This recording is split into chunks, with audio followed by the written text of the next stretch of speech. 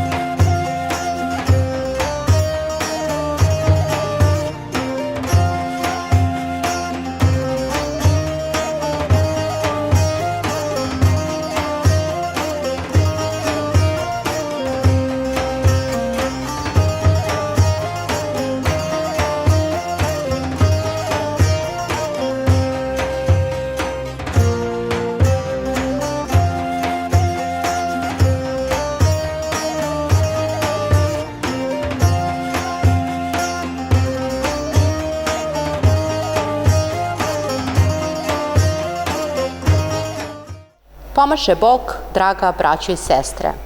Danas je veoma značajan i blag dan, kada se molitveno sećamo naših predaka, naših prijatelja, naših kosovskih vitezova. Iako je od cijele kosovske vojske u naš crkveni kalendar upisan samo Sveti Lazar, ne možemo i ne smemo zaboraviti sve one koji su otišli na Kosovo za krst časni krvcu proljevati. Svi su oni naši svetli, njima su imena u večitom nebeskom kalendaru, a njihove duše su žive u carstvu nebeskom, kome se čestiti knez mudro privoleo onoj pravoj i večnoj otadžbini, u kojoj ćemo se i mi, molimo se Gospodu, u svoje vreme preseliti i biti sa njima. Više o današnjem velikom danu govorit će nam otac Đorđe Sančanin, parok pri hramu Vaznesenja Gospodnjeg u Rumi.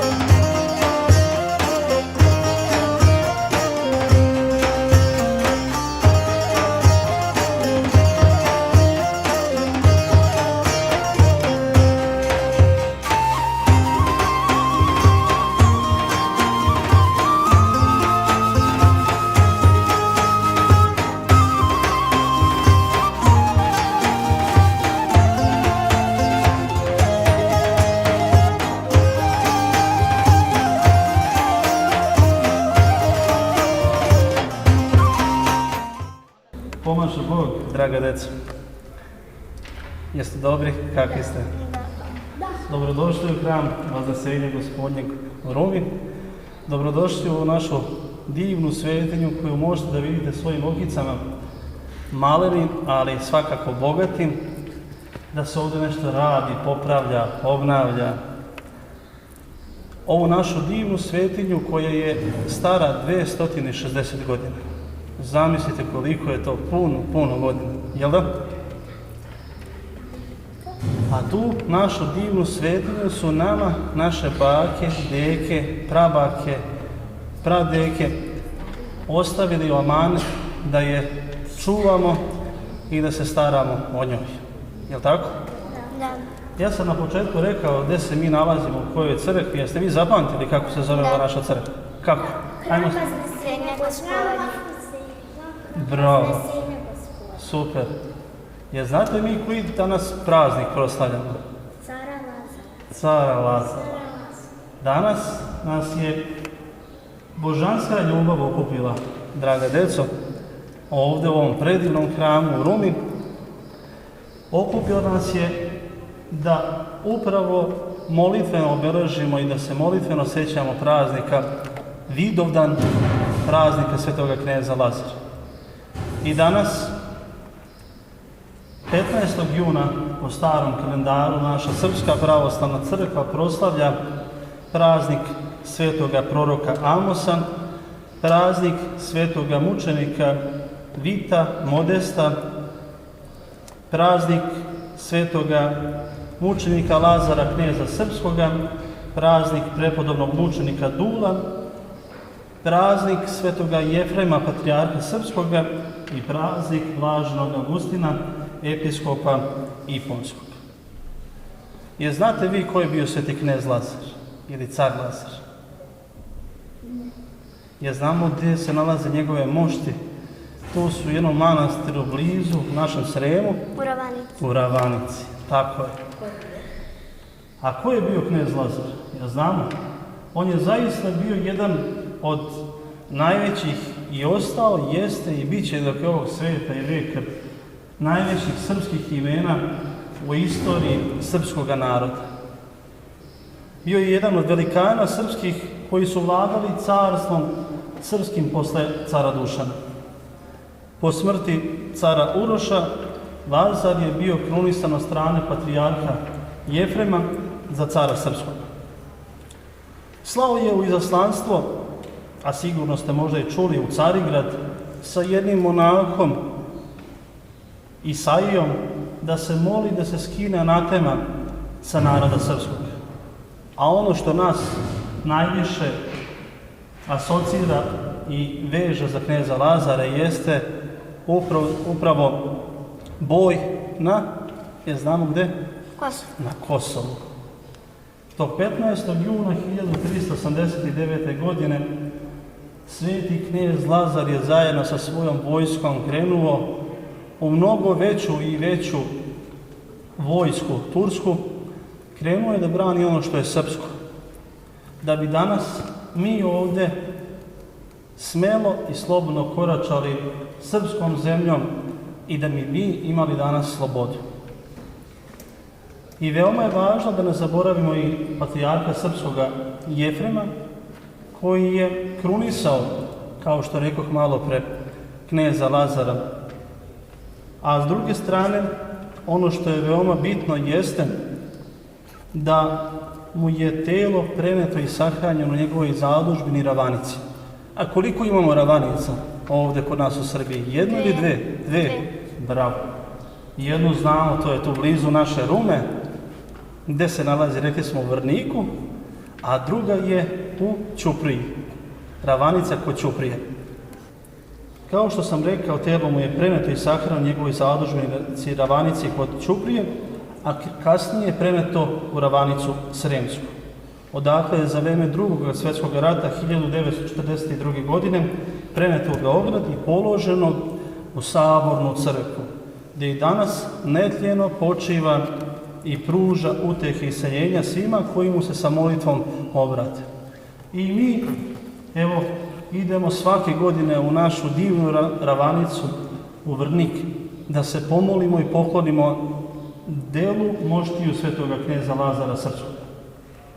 I tamo se okupljamo sa nadom da ćemo dobiti blagoslov od svetoga kneza Lazara. I zaista, sveti knez i car Lazar nam pomaže svakoga dana, ne samo današnjega dana na Vidovdan, nego kad god mu se obratimo, pomaže, a s druge strane, kao što sam i rekao pre koji trenutak, ne smijemo da zaboravimo ni patrijarha srpskoga svetoga Jefrema, koji je otišao kao mlad u Svetu Goru, podvizavao se u Ibarskoj klisuri i manastiru Dečanja. On je venčao kneza Lazara za cara 1382. godine, otkazao se prestola i predao ga Spiridonu, a on se opet povukao u pustinju. No, po smrti Spiridonovoj, 1388. godine, knez Lazar ga je umolio da ponovo primi dužnost. Rado se prihvatio Jefrem poziva kneza Lazara, upravljao je Srpskom crkvom u teško vrijeme za srpski narod i za Srpsku crkvu, sve do 1400. godine, kada je preminuo u 88. godini svog života. Preselio se Gospodu koga je ljubio svim srcem svojim, svom dužom, svom snagom, svim umom svojim, a mošti mu počivaju i danas u manastiru Peći. Ono što je bitno, draga deco, da ne zaboravimo današnji praznik, da vi tako mali naučite, mali rastom možda, ali bogati duhom i srcem, da ne zaboravimo naše pretke. Da ne zaboravimo one koji su krenuli junački u boj, kao što sam i rekao na početku našeg druženja, da bi mi mogli danas slobodno da kažemo da smo Srbi pravoslavne vere, da verujemo u Boga, da imamo slobodu, da se ponosimo našim raspetim Kosovom i Metohijom, a danas ovdje u hramu Vaznesenja Gospodnjega imamo jednu lepu svečanost, a to je Vidovdanski sabor vitezova srpskih, koji se već dugi niz godina održava ovdje u našem hramu, a sve u spomen herojima sa Košara i Paštrika. I te 1999. godine, draga deco, naša braća, nečiji sinovi, nečiji unuci, išli su kao mladi da se bore, da sačuvaju ono što je srpsko, da sačuvaju svetinje, da sačuvaju srpski narod koji je živeo i koji živi danas, dan danas na srpskom Kosovu i Metohiji. I ovdje ćemo za koji trenutak imati i pomen ili parazas svima onima koji su se vodili rečima svetoga kneza Lazara kada su 1999. godine išli da brane srpsko Kosovo. Vodili se rečima svetoga kneza Lazara koji kaže: "Zamalena je zemaljsko carstvo, nebesko uvek i dovek."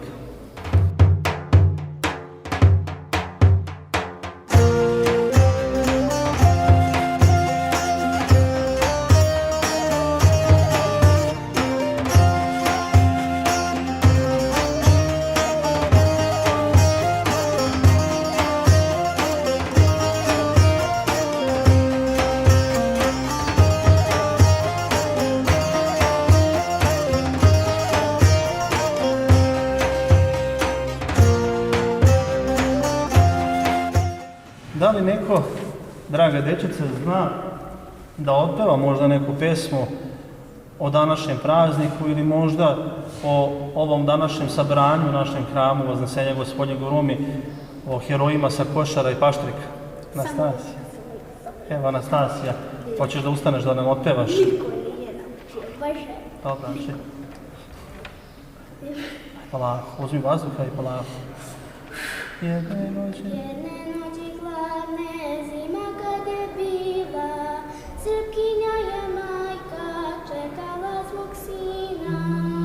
Čekala je sina, molila se Bogu, s Košara da dođe, donese slobodu. A umjesto njega pismo joj je stiglo, od sina junaka i na noge diglo. S ovog boja, majko, povratka mi nema, ko Košare čuva, zna da zlo se sprema.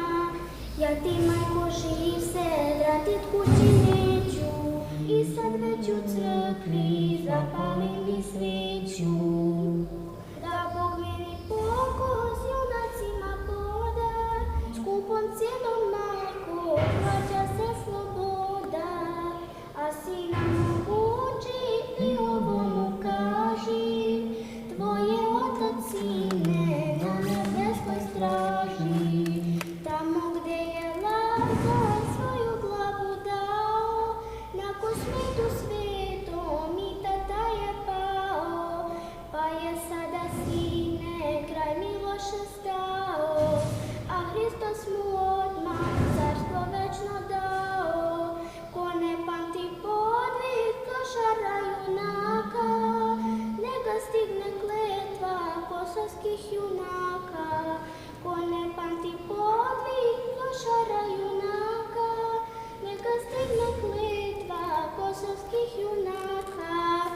Bravo, bravo.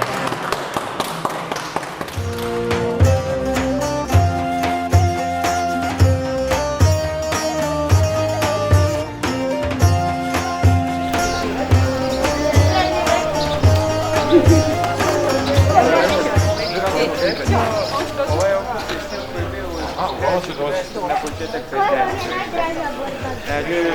ovo je otprilike tip oklopaka koji su koristili naši bogatiji vitezovi za vreme boja na Kosovu i malo poslije. Recimo za vreme Stjepana Lazarevića. A također su posle koristili vitezovi koji nisu imali toliko para kada je došlo do različitih kvalitetnih oklopaka. U suštini, ovo je za period 14. veka vrhunac okloparstva, zato što se već dolazi do razvoja tehnologije koja omogućava da se spajaju veće ploče metala koje su sad imale veće čistoće, zbog toga su mogle spraje veće. Dalje, što se tiče pokretljivost je i više nego potrebna, izvini Miro. Tako da možete bez problema svašta nešto raditi. Evo recimo, kolut napred, kolut nazad i sklek svejedno. U suštini, uz ovaj tip šlema je često znao da ide i vizir koji bi onda dodatno štitio lice od korisnika, mada mu je mnogo smanjivao vidokrug. Mada i sam šlem po sebi već dovoljno smanjuje vidokrug, tako je recimo ja ne mogu već da vidim od ovog ugla pa nadalje i odavde nadalje. Ali je zato pružao dovoljnu zaštitu od mnogo čega da vidim.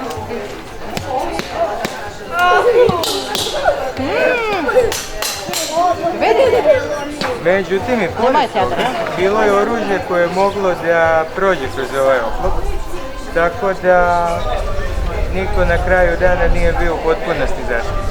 Da li imate još pitanje? Izvolite. Da li je oklop mogao moći da prođe? Pa zavisi od mnogo faktora. Jedan od faktora je bio kvalitet izrade. Isto je bio i tip oklopa, bitan faktor. U suštini, ako bi me neko napao mačem, na primjer mogao bi da gleda ovaj deo ukoliko mi trenutno nije zaštićen sa verižnjačom kao ovdje, ili recimo mogao bi čak da proba da mi prođe ovdje, međutim zato služi ovaj ovdje gard, da odbija udar. Ali u suštini ovi oklopi, iako su pokrivali veći deo tela, su bili ranjivi na mjestima gdje su prirodni zglobovi, znači gdje je recimo zglob ramena, zglob lakta, i zato recimo ovdje ima mnogo više dodatnih delova koji bi pokrivali, smanjivali površinu na kojoj može se nanese udar.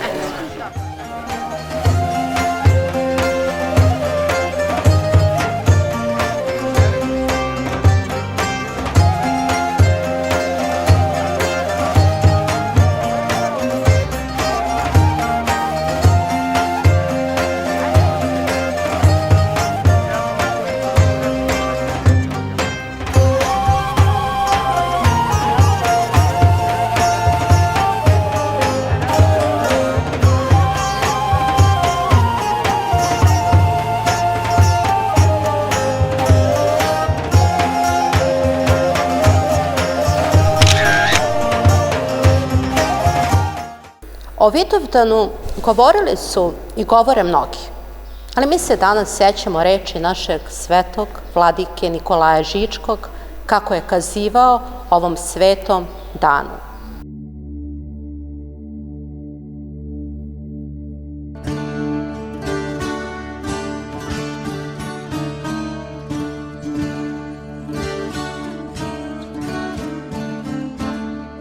Kad narodi na ovoj maloj planeti našoj priznadu Boga za Boga i zemlju i svu vasionu za Božiju imovinu i zemaljski život kao pripremu za život večni. Kad prime zakon Božiji kao apsolutno pravilo vladanja, kad budu svetili i venčali ime Oca svog nebesnog iznad svakog imena i želeli carstvo njegovo pre i iznad svakog drugog carstva i cara, i kad volju njegovu, mudru volju roditeljsku, budu stavili iznad svake ljudske volje i tiranske samovolje, zaista onda će ratovi biti nemogući.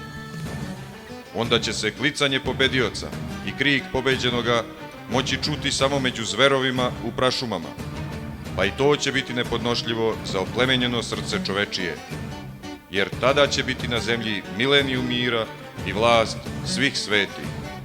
Bože daj i uskori.